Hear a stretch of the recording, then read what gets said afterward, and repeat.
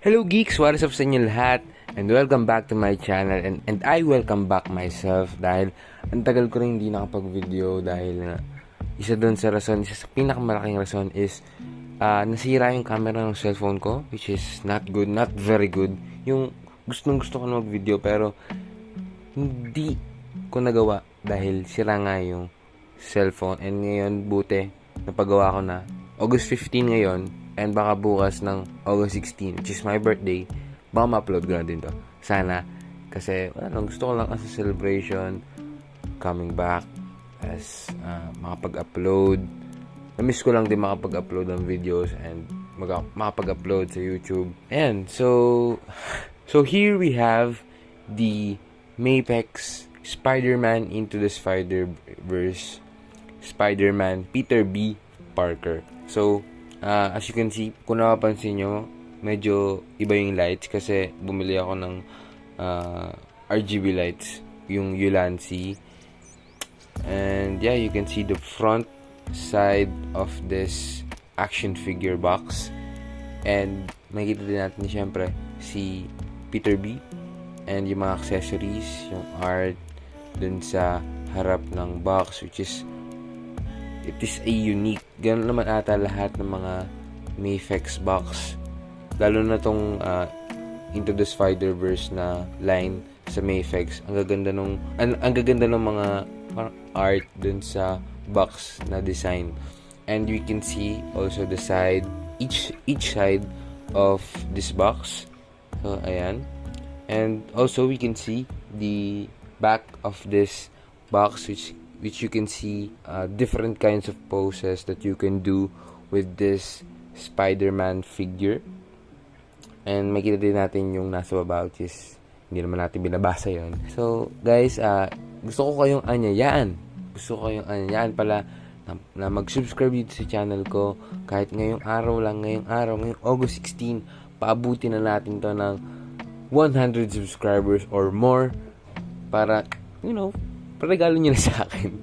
Pero ayun nga, para hindi naman sa tiyantas ko sarili ko, pero every YouTuber marami namang pangarap, hindi lang yung success but yung overall process nung ginagawa natin dito. So huwag nyo kakalimutan mag-subscribe, huwag nyo kakalimutan na i-like tong video na to, and huwag nyo kakalimutan na i-share tong video na to para makita din ng mga ibang Spider-Man fans na to come and communicate with me, and sa mga ibang fans na gusto makipag-communicate din na nakaka-relate kay Spider-Man. So, ayun guys, titignan natin tong figure na to out of the box. So, medyo napatagal dahil, catching up. So, let's see on the next slide. So, let's go.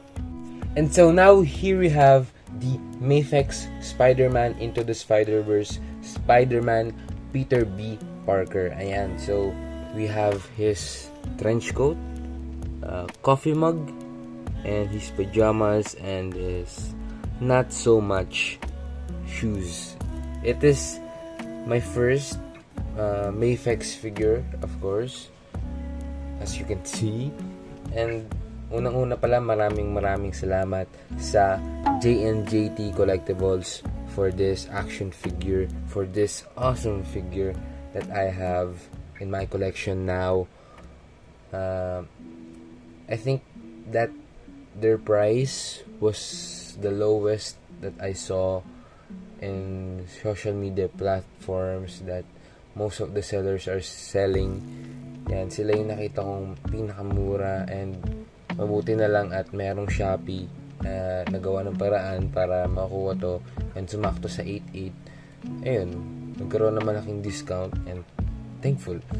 And ayun guys, so siguro titigan muna natin yung mga accessories na kasama nitong figure na to, and tingnan natin yan sa next slide. So let's go. So these are his fisted hands that goes well when he is in a fighting position, and these are his grabbing hands that are meant to hold something, and here is his relaxed hands, and this is specifically to hold the folded mask that he is holding, and that is the unmasked Peter B. Parker head.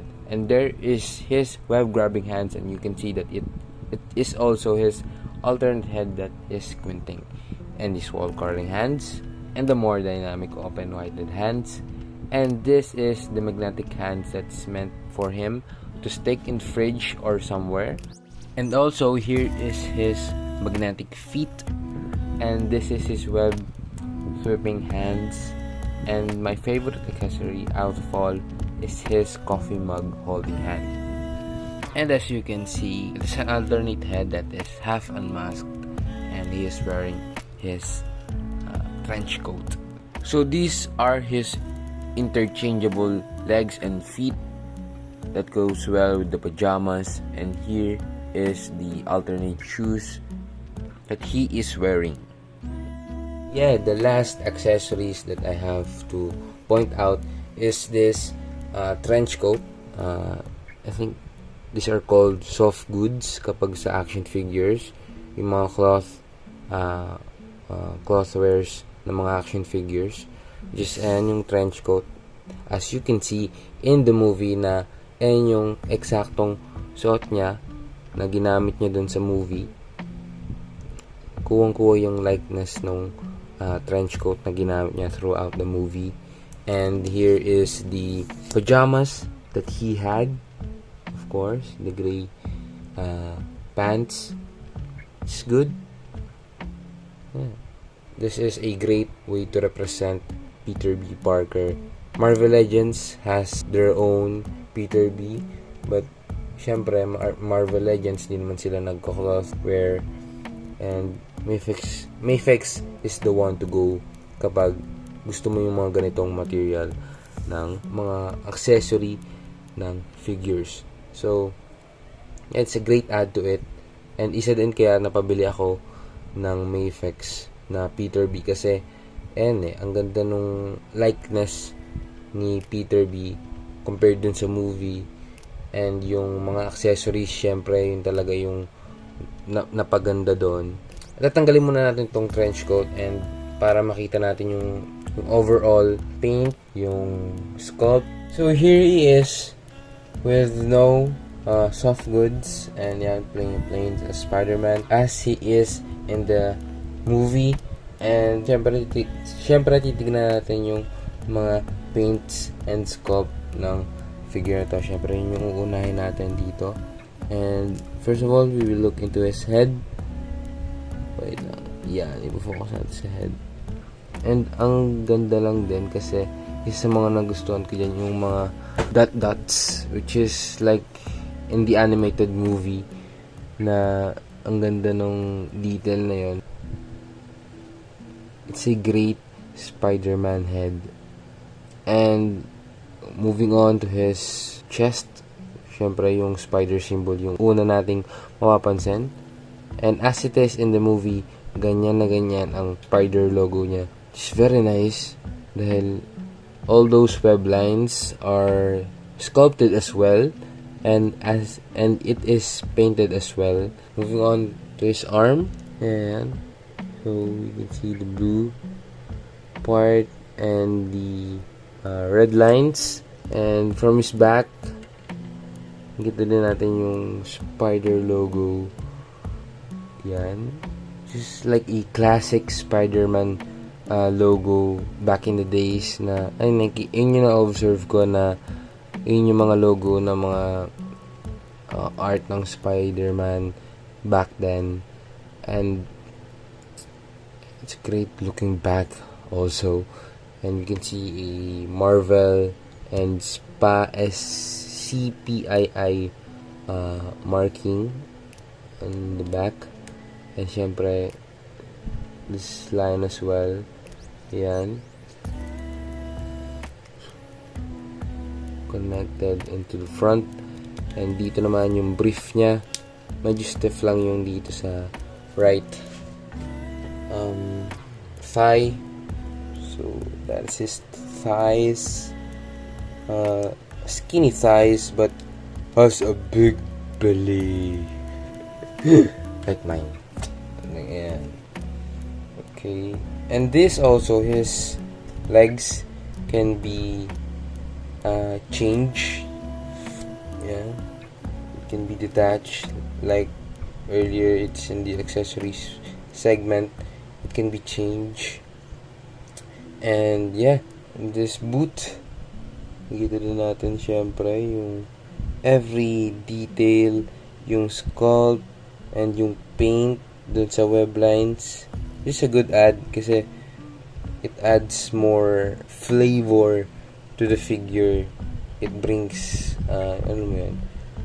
Pero merong ibang parts na hindi siya well painted. Siguro intentional yon na ganun talaga yung design nila for this figure. And yan, so that is his paint and sculpt. And I would say the ang ganda ng scale sa kanya, as in yung likeness nung from his face, the spider symbol, the spider logo, his big belly. Yun talaga yung main feature ni Peter B. Parker. And syempre those dots na meron tong figure na to sa lahat-lahat. And I like it very much dahil ito talaga yung kalidad eh. It's a good figure. It's a great figure, of course. Maybe I'm biased, but maybe for all the Spider-Man fans out there, they will like this figure once they have it. Hindi ko alam kung kailan siya na-release, 2020, I think, 2019, 2020. But I'm glad that I have this now. And baka kunin ko yung, hindi pala baka, kunin ko yung, if you know the Sentinel Peter B. Parker, you will know that I think that will be my superior Spider-Man for my collection. I mean, top tier. Kasi from reviews pa lang, but this is the second one na that comes when it comes to rank the Peter B. Parker figures. So we will go on to his articulation as well. So his head can move up that much, can go down that much, and he has a neck, ball jointed neck that can move 360 like that, and it can go down as much as that, up as much as that, and it can head pivot. He can head pivot like that, like wahaha. Yes, it's a great jump from Marvel Legends to Mafex. And on his arms, he has a butterfly joint. It can move back that much, forward that much. It can move forward that much, and it can go up that much, down. And he has a bicep swivel, and he has a double jointed elbows that moves greatly like that, and he has a ball jointed hand, can move up and side to side. Ipis ba? Oh yeah. sorry. And he has a diaphragm cut that can move down that much, back, and it can pivot like that. And he has a waist joint that moves down that much, back much, and together with the diaphragm joint, he can move forward, back, down like that, and back so much, like he can exercise. And yeah,